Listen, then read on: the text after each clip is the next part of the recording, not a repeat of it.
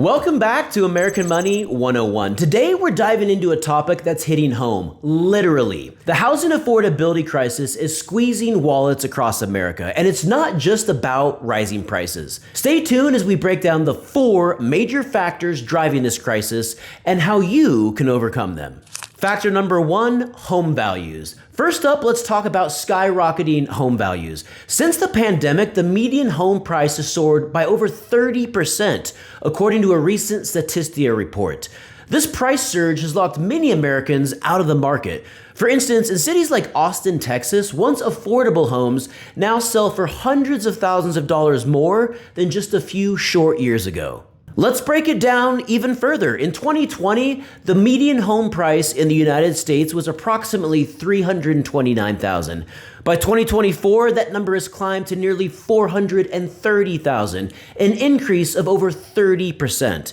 Now, for a buyer putting 20% down, the required down payment is increased from $65,800 to $86,000, a staggering $20,200 more.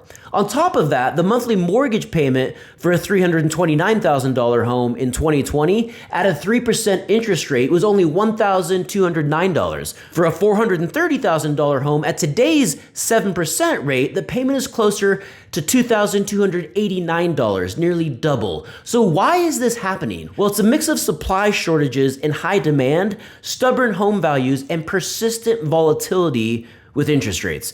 Builders are struggling with labor shortages and material costs, which means fewer homes are being built.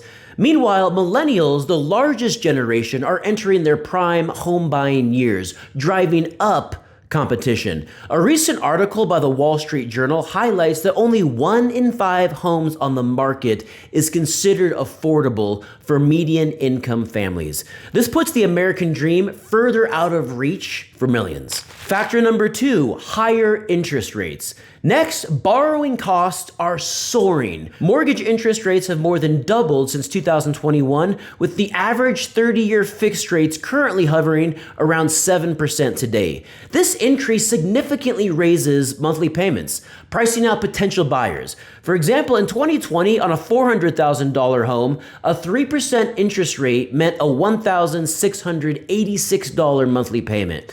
By 2024, at 7%, the same home's monthly payment has skyrocketed to $2,661, an increase of over $1,000 a month. Over 30 years, that's an additional $360,000 in interest, and that's before factoring in higher home values. So why are interest rates so high? Well, the Federal Reserve's battle against inflation has driven them up. While this helps cool the economy, it's a gut punch for prospective home buyers. Most recently, even though the Fed reduced rates in December 2024, the outlook is that they will now reduce rates only twice in 2025 versus the previously estimated 4 times. Markets reacted to this news poorly, and rates have increased on the prospect of only 2 rate cuts in 2025. How has the American consumer responded? Well, according to a Freddie Mac survey, 75% of homebuyers say rising rates have forced them to adjust their expectations, either by choosing smaller homes or staying renters for longer. Factor number 3, increased property taxes. A survey by Zillow found that 62% of homeowners say that rising property taxes are a significant financial strain, forcing some to consider selling their homes. So why are taxes climbing? Well, local governments rely on property taxes to fund schools, infrastructure, and services. When housing markets boom, municipalities reassess values to capture more revenue, leaving homeowners footing the bill. Property taxes are another significant hurdle. As home values increase, so do assessed values, which means higher tax bills for homeowners.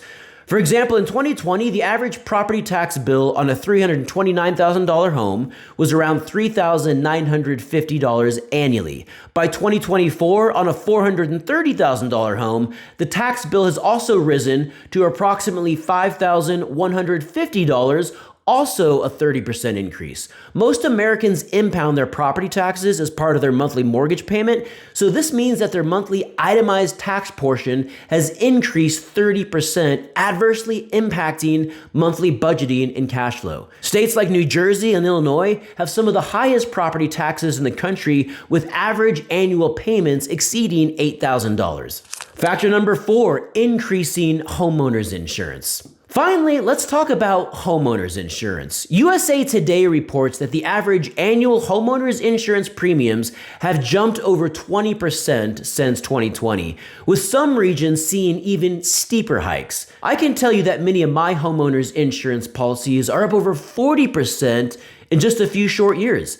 Climate change has made natural disasters more frequent and severe, driving up premiums. Again, in 2020, the average annual homeowners insurance premium was around $1,200. By 2024, the average has risen to nearly $1,800 in many states, and in high-risk areas like Florida, it's not uncommon for premiums to exceed $4,000 annually. So why the spike? Insurers are adjusting rates to cover skyrocketing claim costs. For homeowners, this adds another layer of financial stress to an already stretched budget. So what are some of the possible solutions, and how can you counteract these issues? For problem number 1, home values, consider expanding your home search to suburbs or smaller towns where prices are lower. I have a brother who lives in Tulsa, Oklahoma, and the average home price in Tulsa is a fraction of what it is in Denver, where I live.